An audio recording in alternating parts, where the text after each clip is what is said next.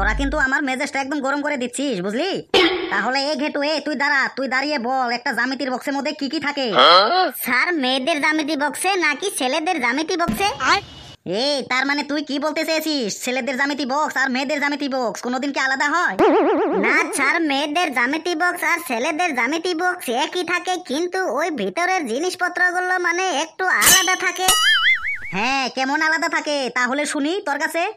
Sir, ওই যে মেয়েদের জ্যামিতি বক্সে মানে কানের দুল থাকে, কপালে টিপ থাকে, নাকের দুল থাকে, আরো লিপস্টিক থাকে, ক্লিপ থাকে, আরো 20-30 টাকাও থাকে। হ্যাঁ, তাহলে দেখি ছেলেদের জ্যামিতি বক্সে কি থাকে এটাও বল। স্যার, ওই যে ছেলেদের জ্যামিতি বক্সে মানে ব্রেসলেট থাকে, সুইংগাম থাকে, আরো বিড়ি বিস্লেট, আরো গুটকার প্যাকেটও থাকে। আরো যখন মানে ওই পরীক্ষা আছে তখন মানে ওই যে মাইক্রো জেরক্সের মানে টুকরো থাকে। বাপরে বাপ, তুই আর আগাস না আমাকে, বুঝলি? তোর কথা শুনে আমার প্রেসার কিন্তু একদম চরচর করে বেড়ে যাচ্ছে, বুঝলি? এই গেটু, তুইও দাঁড়া, দাঁড়িয়ে ওই যে ফেলুর মতো ওইখানে বেঞ্চের উপরে দাঁড়িয়ে পড়, হাত তুলে, বুঝলি? তাড়াতাড়ি ওইখানে দাঁড়িয়ে পড় বেঞ্চের উপরে। স্যার, আমি কি তাহলে এখন বসবো? আমার মাথাটা কেমন চিনচিন করে বিষ করতেছে।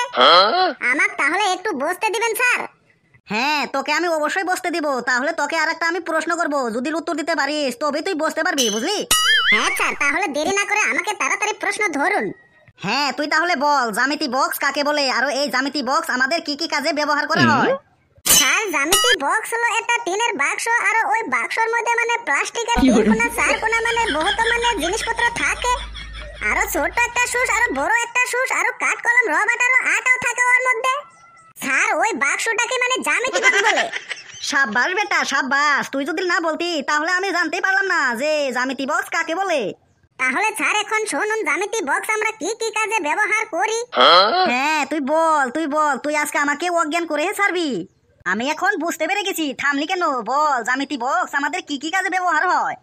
স্যার, জ্যামিতি বক্সের মধ্যে যে ওই যে চ্যাপটা একটা প্লাস্টিকের মানে এই দণ্ড থাকে, ওটাকে স্কেল বলে। আরো স্যার, ওই স্কেল দিয়ে মানে যখন আমাদের শরীরের কোনো অঙ্গই মানে চুলকায় তখন ওটা ব্যবহার করা হয়।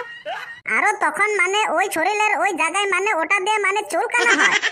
আরো স্যার, কখনো কখনো মানে ওই স্কেল দিয়ে মানে কাগজ চাটি মারার জন্য ব্যবহার করা হয়।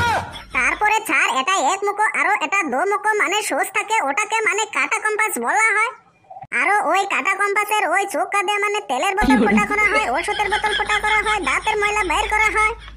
আরো স্যার, শরীরও চুলকানো হয়। আরো স্যার, যে ওই যে জ্যামিতি বক্সের মধ্যে যে একটা কলম থাকে না, ওটাকে কাঠের পেন্সিল বলে। আরো ওই কাঠ কলম দিয়ে স্যার মানে ওই ঠান্ডার দিনে যে ওই বোতলের মধ্যে যে নারকেল তেল জমে থাকে ওইগুলো বের করা হয়, আরো কানের ময়লা বের করা হয়, আরো কখনো কখনো মানে কাউকে মানে চাটি মারা হয়। এই ফেলু, তোর আর এই জ্যামিতি বক্সের কোনো ব্যবহার আমি শুনতে চাই না, বুঝলি? তুই এখন থাম থাম, তা না হলে তোকে আজকে আমি কোনো একটা অঘটন ঘটিয়েই ছাড়বো। তাহলে তোরা ওইখানে দাঁড়িয়ে থাক, বুঝলি? যতক্ষণ পর্যন্ত মানে ছুটির ঘন্টা না পড়ছে ততক্ষণ পর্যন্ত তোরা ওইখানে দাঁড়িয়ে থাকবি হাত তোলা করে, বুঝলি?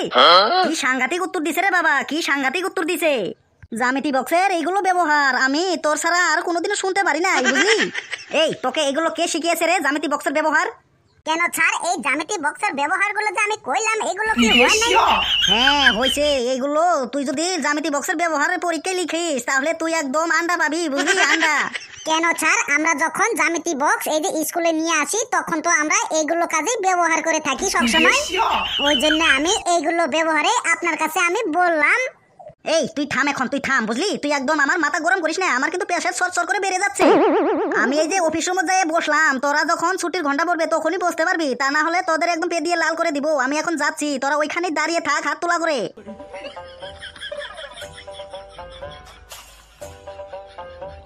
বন্ধুরা, ভিডিওটা কেমন লাগলো আপনারা একটু কমেন্টে জানাবেন, আর ভিডিওটাতে একটা লাইক করবেন, শেয়ার করবেন, যত পারবেন তত শেয়ার করবেন, আর আমার এই কার্টুন গুরু জানোয়ার ইউটিউব চ্যানেলটা সাবস্ক্রাইব করে আমাদের সাথেই থাকবেন।